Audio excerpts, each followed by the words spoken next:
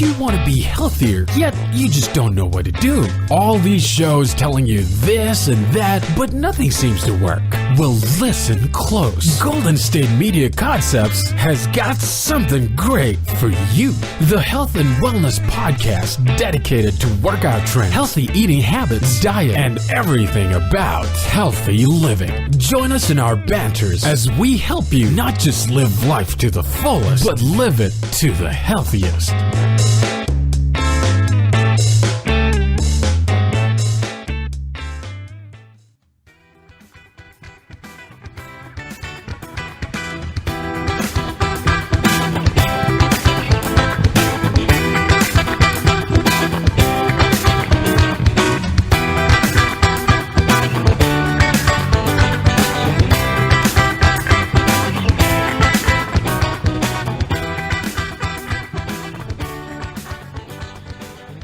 Hello and welcome to the GSMC Health and Wellness Podcast, brought to you by GSMC Podcast Network.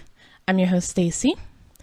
On our last episode, our 100th episode, we talked about sort of some of the favorite health things we've heard so far in our lives. And one of mine was just sort of like that I didn't really like diets. But I'm actually kind of interested in this next diet, mostly because it has a name as the dun-dun diet, because of course it does. That's generally kind of the only way you hear about things is if they have a sort of catchy name. But it seems really just like the closest I think I've heard of a quote-unquote name diet that's closest to just healthy common sense eating without having to follow really crazy, strict, out there rules or anything else. So this diet is called the Pegan diet, and I'm having a hard time because my brain half the time wants to make that pecan, even though I usually say pecans, but I don't eat it either way. But then I also, for some odd reason, want to take it to peon, which I don't know why. So just constantly seeing it and saying it in my head, I've been having a hard time, and I kind of just want to call it the Paleo vegan diet, just because that's somehow easier for me, and that's almost essentially what it is. It's the paleo diet meets the vegan diet, but it's got the quote unquote catchy name, Pegan. So I may go back and forth in this episode on what I call it, or I may just try not to refer to it by name at all. We'll see. So as I said, this is a mix of the paleo diets and the vegan diets, which both of those aren't really quote unquote name diets and like a brand name diet. They're following an idea, especially vegan, vegan, vegetarian, pescatarian. Those are diets in the more like traditional nutritionist sense of the word diet, and the less like sell a health, fitness, self-help book sense of the word diet.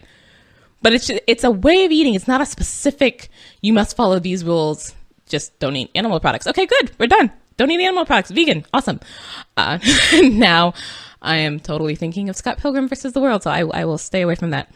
Paleo, if you haven't heard of it before or aren't quite sure what it is, paleo, also not a quote-unquote sell-a-book brand name diet, although it has sold many, but is sort of the idea that humans evolved to eat in a certain way, and that's the way we've eaten for hundreds and thousands of years, and our bodies don't know how to handle foods that we didn't traditionally eat before we had the technology and the machinery to make them. So the healthiest way for us to eat for our bodies is to eat the same way our ancestors did, our caveman ancestors, which is where the name paleo comes from. Paleolithic. I can see it in my head, but for some odd reason cannot pronounce it. But yes, that. So the paleo diet tends to, has more like free range meat and certain veggies, but things that you wouldn't have had to like stop hunter gathering, which is not a verb, and like start agriculture. So it doesn't have a lot of the sort of grains that would have caused humans to be like, I have to stay in this one place for a set amount of time in order to plant and sow and reap and all the other things with these grains. So it's healthy to extent. It certainly doesn't have like, a lot of processed things, because hunter-gatherers were not really processing things to that extent. There were no such things as potato chips back then. But at the same time, it is also cutting out things that we have found to be healthy, not arbitrarily, but going off of a very set of rules that may not be necessary.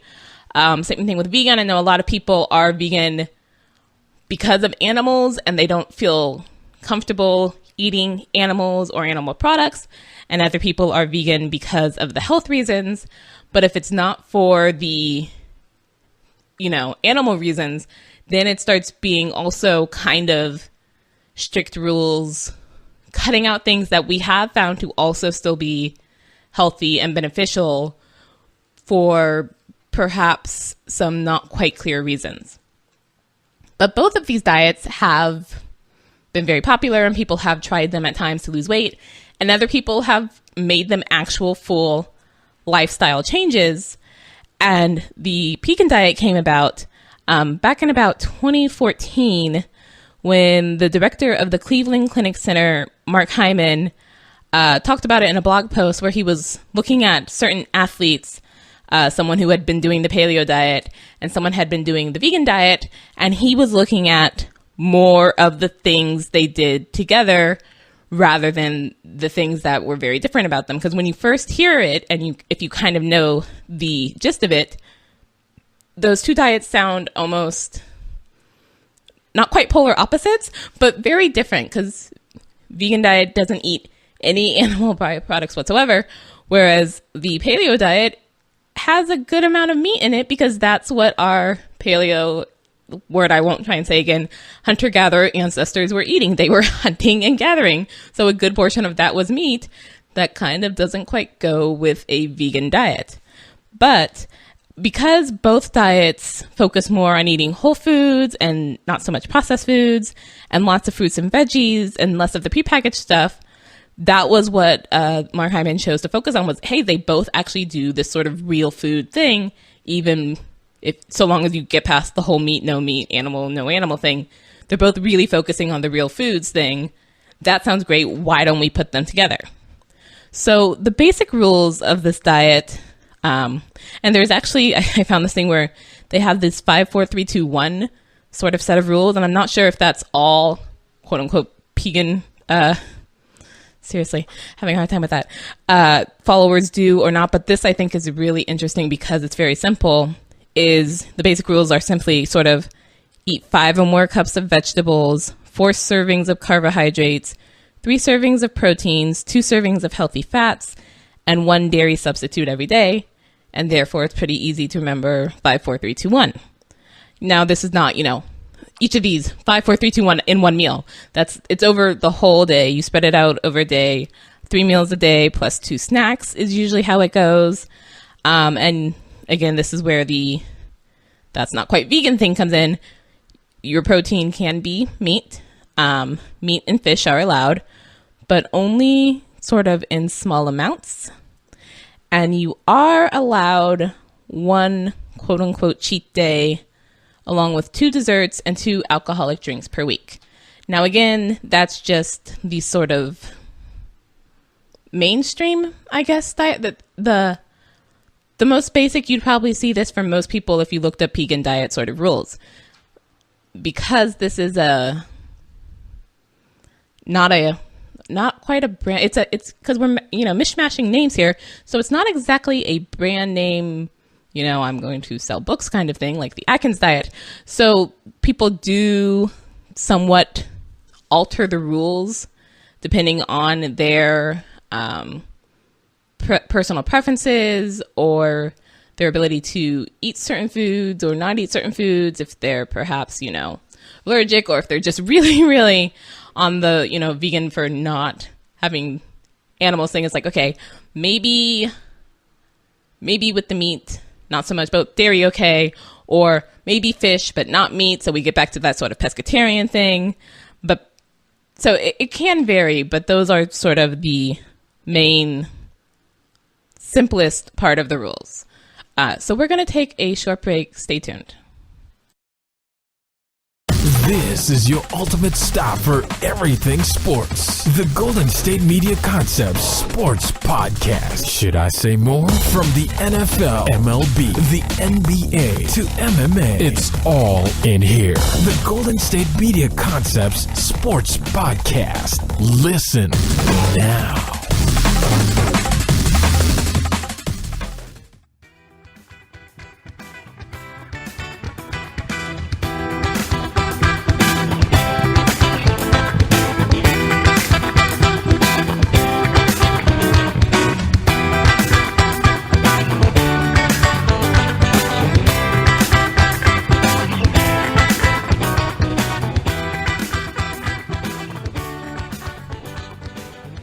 Welcome back to the GSMC Health and Wellness Podcast. Today we are talking about the Pegan diet, the mix of paleo and vegan diets.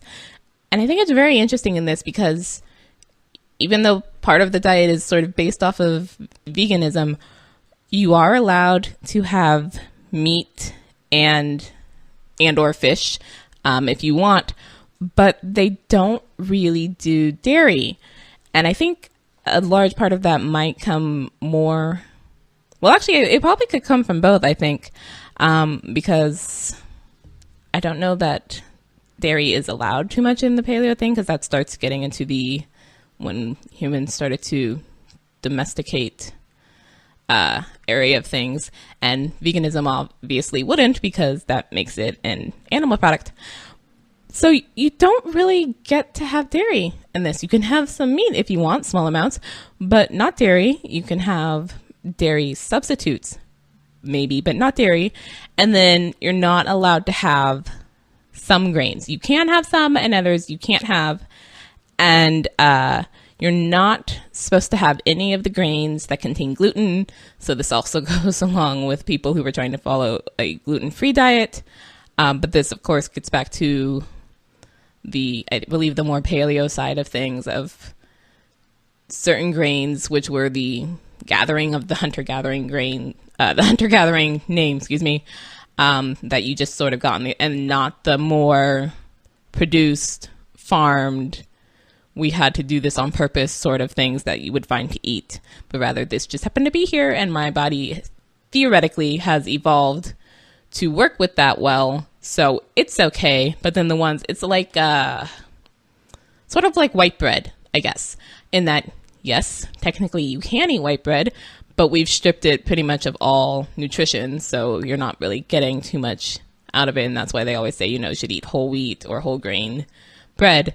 It's that sort of thing of, technically, physically, your body can eat these other grains that aren't allowed on the paleo or Pegan or vegan diet, but they may not be what's good for your body according to the thought process, and so that's why you should cut it out. But the Pegan diet can have its downsides, I guess you would say. Part of it, and majorly part of it, I think, and a major part that would be a problem for me, is because, you're cutting out the prepackaged stuff, and you have to make a lot of, veggie heavy meals. That can take a lot of time. I actually just had a doctor's appointment and was speaking with my doctor, who, of course, as whichever doctor I see tends to tell me every time I see them, I should eat healthier. And I'm like, yes, I know, but that whole cooking thing does not help. I really don't like cooking, and I am semi-afraid of the stove, so that's not helping. And the microwave is a beautiful, beautiful invention, but unfortunately, most of the foods that are made to go in the microwave are less so. So I would definitely struggle with this aspect of it. Yes, not only do I have to eat more veggies, which would already be a major struggle for me that, yes, I know I should do, but still struggle, I also have to cook and make my own foods because I'm not eating all that prepackaged stuff, but the prepackaged stuff is so convenient. Gosh, that would be hard. But to sort of even out that negative, you are then getting a lot of fiber because you're eating a lot of vegetables, particularly vegetables that have a lot of fiber, and less so the are there not as good for you vegetables? I feel there must be, but the word vegetable doesn't quite do that in my mind unless it's like a potato is technically a vegetable, but French fries, not good for you. But other than that, it's just like, aren't most vegetables good for you? But anyways, the better for you vegetables. You're also eating a lot of fats that help you feel fuller longer, and that can help you lose weight because you're eating less just overall if you're feeling fuller longer, which then the idea would be sort of self-perpetuating cycle, but in the good sense. Then because you feel full longer, you'll be less inclined even to want to eat sugary treats and, all the processed carb treats that can make your blood sugar surge and crash. So it's helping to sort of get the ball rolling almost in the better direction, if that makes sense. But they do warn that even though this is just sort of a mish-mash of names, and I know there's an actual word for that aspect, which I'm completely blanking on right now. But it is still a diet, a quote-unquote diet. I am doing finger quotes, so you can't see it. You're only listening. And like any diet, it may not be sustainable for most people for the long term. Especially if this is not the way you're used to eating at all.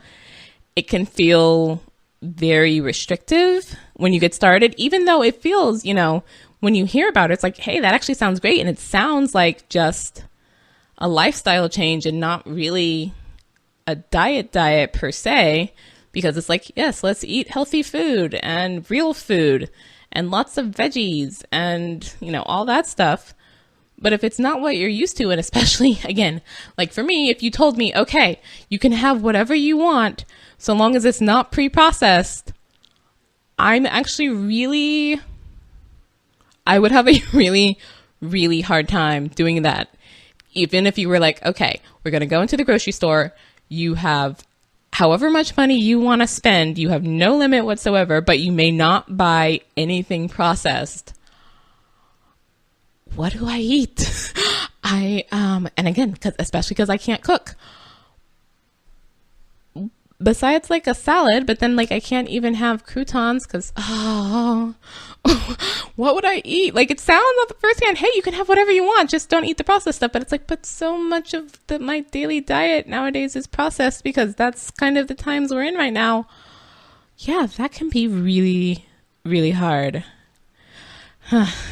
But not thankfully, I shouldn't say thankfully. I do not mean thankfully. It just makes me feel slightly less of a horrible eating human being, in that this diet is also not really recommended for athletes or people who are like really super active, because you may not get enough protein. You might actually accidentally, not necessarily on purpose, eat less protein, calcium, iron, nutrients that would really help people who are doing a lot of workouts or physical activity.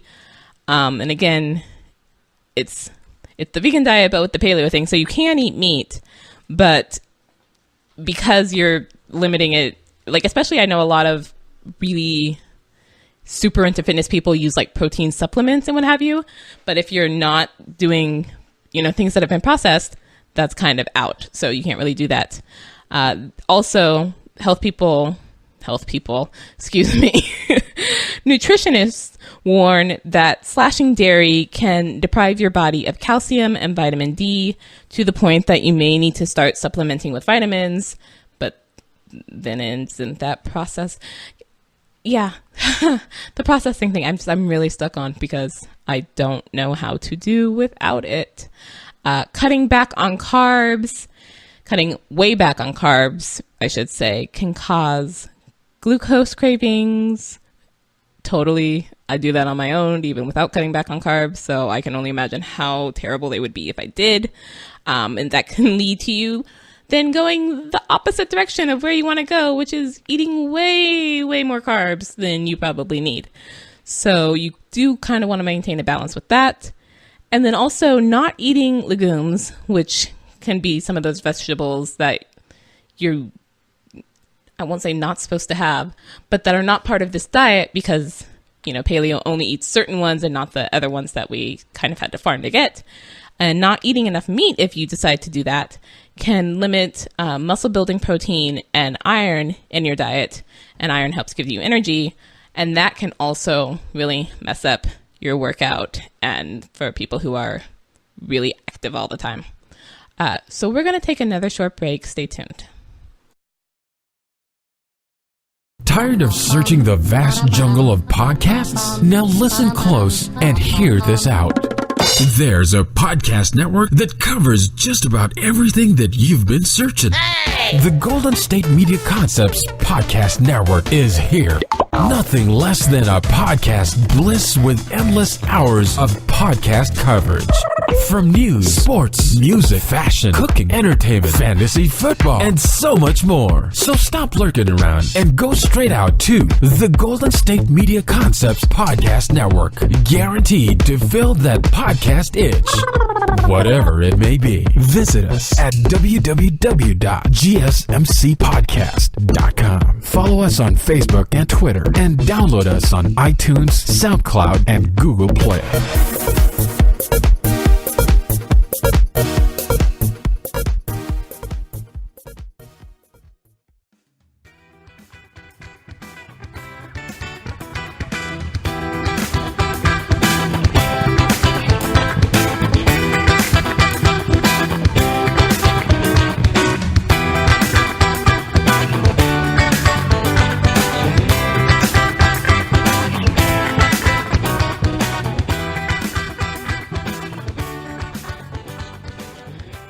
Welcome back to the GSMC Health and Wellness Podcast. Today we are talking about the Pegan diet, which again, I feel like I'm half saying pecan, and I don't even say pecan. I usually say pecans. So yeah, just struggling with that. But anyways, so we talked a bit about what this diet is and some of the benefits that are said to come from it, but also some of the cons, I guess you will, of it. And the most important thing with a diet, with any diet, really, is that you like it enough to stick to it, because doing different diets, doing this diet and then that diet, yo-yo dieting or hopping from diet to diet can actually be more harmful to you health-wise than the benefits you may be gaining from it. So when you're doing a quote-unquote diet, you really want it to be more of a, I'm changing the way I eat, or I'm making a lifestyle change, or changing my meal plan, that sort of thing. A more permanent thing, and not just that I'm going to do this for 6 weeks or however long, what have you. But in order to do that, it then does kind of have to be something you ideally like, a new way of eating that you prefer, or at minimum, something that you don't hate and can see the benefits of and don't have a really hard time doing. That's always sort of my goal, but then all the terrible foods that I know aren't good for me but taste really good come in, and this is more so my thought process with paleo than anything else, which is beyond our bodies haven't evolutionarily adjusted to eat these other foods. Why has my body not evolutionarily adjusted to not want all the terrible foods? Like, I remember in biology talking about, our bodies want a lot of fat and sugar because historically in nature, those were hard to find. And so our bodies learned to want them more so that we would get enough of them by craving them. But now that I can get them super, super easy, body, get with it. Change your programming. And of course you can't do that. And that's not at all how evolution works. It's not that quick, but it's really frustrating at times where it's just like, I know I shouldn't eat that, but oh, it looks so good. Oh, it's so tempting. Oh, why am I looking? Why do you exist? And or why have I not yet learned to not want you and or process you better? Something kind of needs to give. This is obviously not working. But the interesting thing, and I believe I mentioned this at the beginning of this episode about the Pegan diet and why it's getting some buzz, is because it's got a lot of somewhat, I was going to say grounded and I'll still go with grounded because I can't really think of a better term, sort of grounded principles about healthy eating, because both the paleo and the vegan diets have that whole focus on eating real food, eating whole food, eating lots of fruits and veggies, and not so much of the processed things, which pretty much any dietitian, nutritionist, doctor, what have you, will tell you is a good thing. So yes, that's good. You're limiting other things, but that whole focus on the eat a lot of real food from the ground thing is pretty good. And these principles actually show up in a number of, quote unquote healthy diets, not just the fad diets, but the diets that health researchers even would recommend. So, for example, these principles aren't really that different from those in the Mediterranean diet. And the Mediterranean diet, has been touted for years and years and years as one of the healthiest, if not the healthiest diets in the world, as opposed to our Western American diet, which is very unhealthy with a lot of processed carbs and fats and sugars and not too much real food. And they've shown that even in research, even in other countries, that it's not genetics, even when in other countries with different genetic makeups, when the Western diet is sort of imported and people start eating it because, they think this is what affluent people eat. And then you start seeing these rise in like obesity and diabetes. And it's just like, gosh, but it tastes so good. But okay, not good for me. What do I do? Both the Pegan diet and the Mediterranean diet, one of these principles is sort of the anti-inflammatory thing, which, you can read all about inflammation and the negative effects that are said to go with that. It's really hard for me to think of when I'm eating I shouldn't eat, I should eat anti-inflammatory. It's like, that's not as simple as, eat your veggies or eat the green stuff. That is much more simpler. Eat anti-inflammatory. What? Eat for my glucose control. What? Stop talking about nutrients. I can't do it. So this was why in the previous episode, the 100th episode, I like simple things that I can just make into habits without having to remember or count or journal, even though I know that food journaling is supposed to be a good tool, especially for people who are trying to lose weight. It's just hard for me to keep track of what I eat. Or I just don't want to. I don't really want to think about it that much. I'm not a foodie. I don't, glory in my food per se.